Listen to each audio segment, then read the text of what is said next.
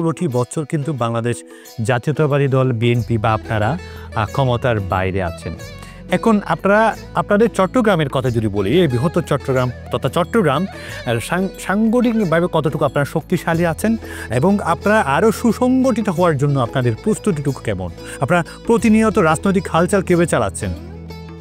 আপনার ধরেন চট্টগ্রাম মহানগরী, এই মহানগরীর আপনার কমিটি আমাদের হাইকমান্ড ভেঙে দিয়েছিল আর নতুন করে করেছে, পুনর্গঠন হচ্ছে।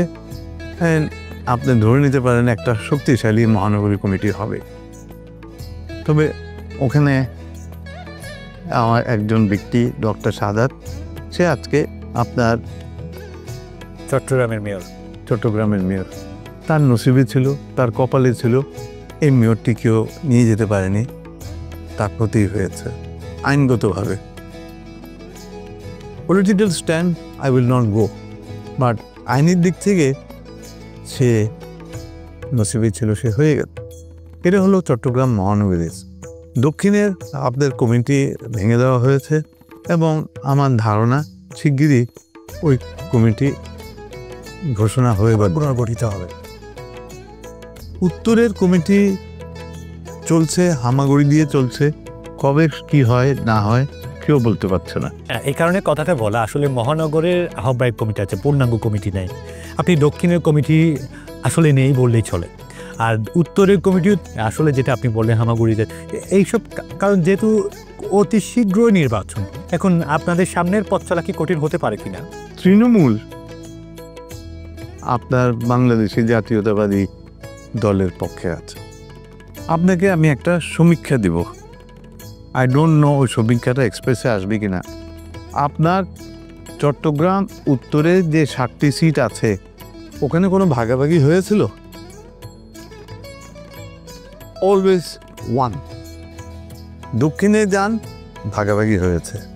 কার সঙ্গে ভাগাভাগি হয়েছে আপনার নিশ্চয়ই জানা আছে। মহানগরেও ভাগাভাগি হয়েছে, নেভার ইন উত্তর। মোটামুটি জাতীয়তাবাদী মানে জোটগতভাবে কিন্তু কোনো ভাগাভাগি না। এবং আমরা এটা সম্ভবপর হয়েছে, কারণটি হলো তৃণমূলের জন্য। যেহেতু সামনে নির্বাচন আর মহানগরের কমিটি এখন আহ্বায়ক কমিটি দিয়ে চালাচ্ছে, পূর্ণাঙ্গ কমিটি নেই, দক্ষিণে নেই, সেহেতু আপনার কি মনে না যারা আপনার কেন্দ্রীয় স্থানীয় রাজনীতির সাথে যুক্ত আছেন, আপনি একজন বিএনপির ভাইস চেয়ারম্যান কেন্দ্রীয় কমিটির, আপনার কি মনে হয় খুব শীঘ্রই এইসব কমিটি দিয়ে আবার চাঙ্গা করে ফেলা, যেহেতু 16টি বছর আপনার ক্ষমতার বাইরে ছিলেন? দক্ষিণ সাজাতে আমার হাইকমান্ডের সময় লাগবে না। সময় না নেওয়া উচিত কিনা?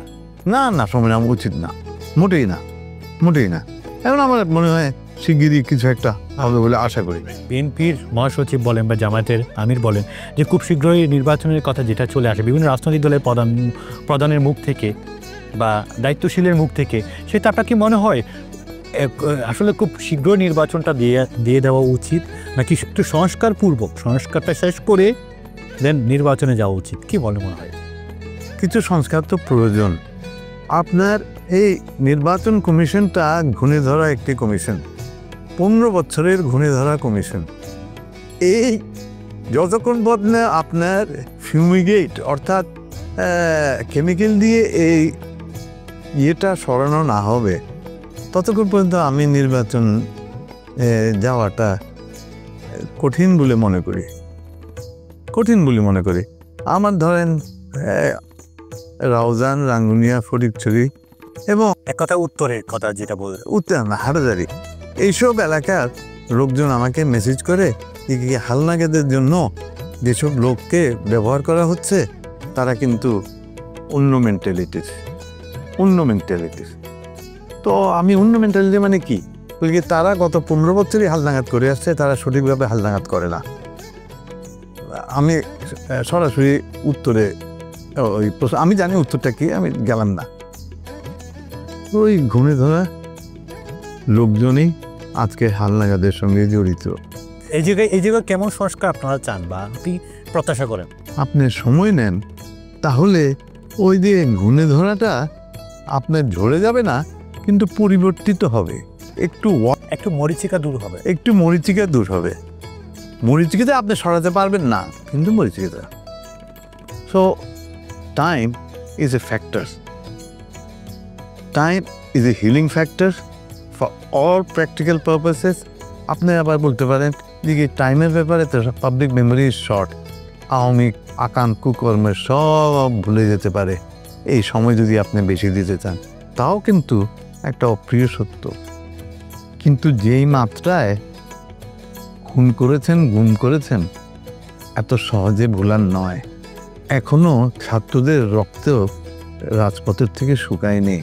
আগামী কয়েকদিনের মধ্যে আরও কজন ছাত্র মারা যায় সেটারও গ্যারান্টি আপনি দিতে পারেন না। আমি ছাত্রদের আপনার একটা বক্তব্য আমি শুনেছি, সেই বক্তব্যে আমার হৃদয়ের দাগ কেটেছে। সেটা হলো তারা বলেছে দেখি এখনও তো রাজপথের থেকে রক্ত শুকায়নি, সংগঠনগুলো মিলে বড় বড় সংগঠনের নির্বাচনের দাবি করছে। And he is not far away from truth. সেই বাস্তবতার থেকে খুব দূরে নয়, তাই না? তো ওগুলো তো আমাদের কনসিডার করতে হবে। I am talking to you as a person, ব্যক্তিগত। একজন সচেতন নাগরিক হিসেবে আপনি বলছেন। রাইট। আমার party decision is election ASAP.